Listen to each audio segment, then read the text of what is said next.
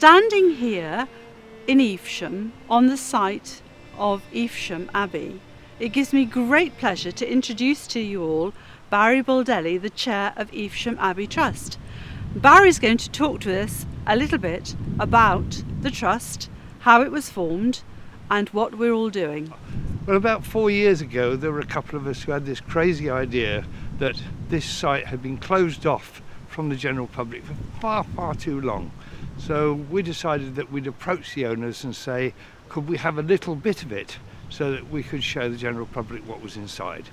And as a result of that meeting, they offered us the whole site. Amazing! And we thought, golly gosh, what do we do now? Because this is 1.7 acres and that's an awful lot of land and an awful lot of responsibility. So we started the process of creating an organisation to look after it and to do the work on it, and secondly we had to start looking for the money, and the money is of course always a very difficult bit to find, and here it's going to cost 1.1 million to restore the walls and create a series of gardens so that when you walk around here you'll be able to see exactly what the monks were about and the history of the abbey and all the personalities and the people that were involved. Well, it's a very daunting task, wasn't it? So we went to English Heritage and we also went to National Lottery Trust, and with their support and the support of the town of Evesham and the businesses and the community, I'm pleased to say that we've come through the first stage of the project and we're about to do the very exciting development stage, which involves working closely with 28 of our schools. And the view that you can see behind us hasn't been seen by the general public for over 300 years, and I think you'll agree it's pretty amazing.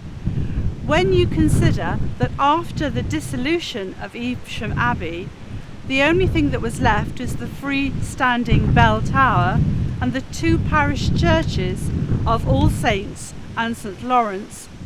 Barry, how many tons of detritus have the volunteers moved from this site? Well, when we came here it was all being higgledy-piggledy, and there were allotments here and allotments somewhere else, and there were bits of old sheds and there were old bits of timber, and we got our volunteers in here and we moved 40 tons of metal, rubbish, glass, old ivy, and it was an amazing task undertaken by a huge army of volunteers and supporters.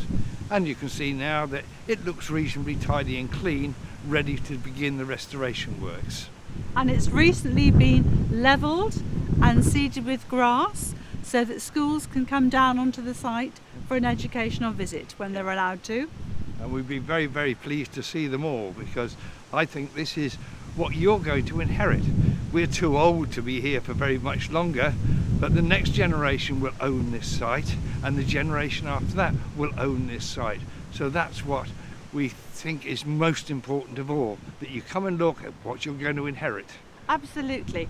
When I was first approached in 2016 to be a trustee of the Evesham Abbey, I was so excited because I was then an existing head teacher, and teaching has always been my joy and my passion, and it's very much about passing the history of Evesham on to the next generation and putting it into the hands of people who are going to care for it, look after it and teach their children and their grandchildren. Do you know, Barry, my great-grandmother had a garden through the allotment wall, and my mother used to talk to me about coming here on a Sunday afternoon for a picnic. And now here we are, all these years later, thinking about the next generation of Evesham children and families enjoying the site. And won't it be wonderful when it's finally open and they can come in? Yes, and hopefully within the next 2 years we shall be able to open the place up. You'll be able to come and understand it. And also the most important thing, the stones are here and they're important in their own right. The most important thing is the stories of the people who were involved with this abbey. People like Lady Godiva and Simon de Montfort and Eof and St Egwin. You know, some fabulous stories to tell. And these were people like you and me who made their own little bit of history within their own time. There is 1,300 years worth of history here, and we want to tell that story to everybody.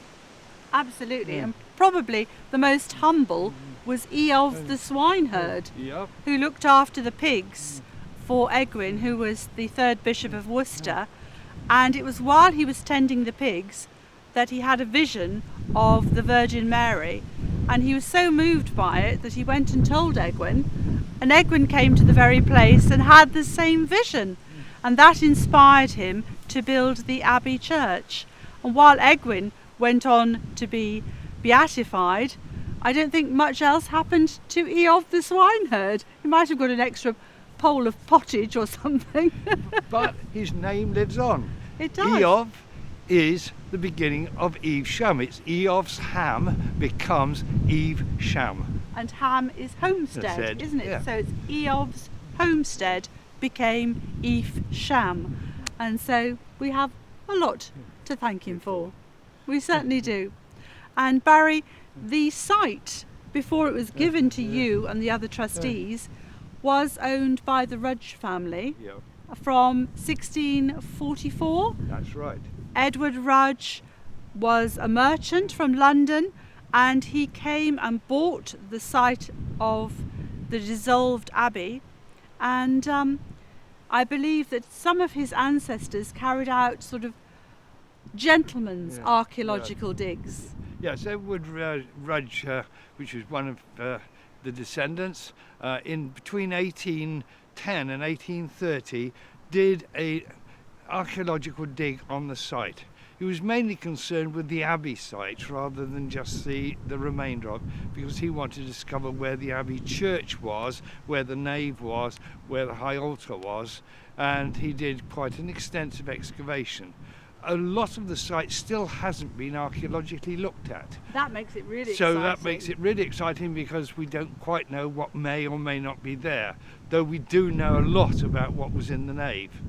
But we're hoping that we can get people involved, including people from school, come and have a look, come and perhaps have a little bit of a dig as well, and explore how archaeologists discover things, how they interpret them, and how we as a result, better understand the history here.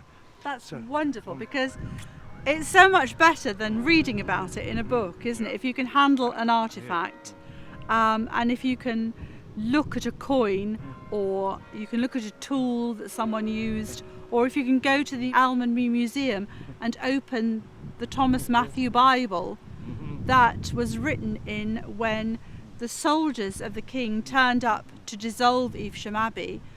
Obviously he didn't have his mobile phone to reach for and record it like we would today. He was able to write in the margin of the Bible that he was illustrating a first-hand account of what happened when the abbey was dissolved. And the only contemporary account of that kind in the world.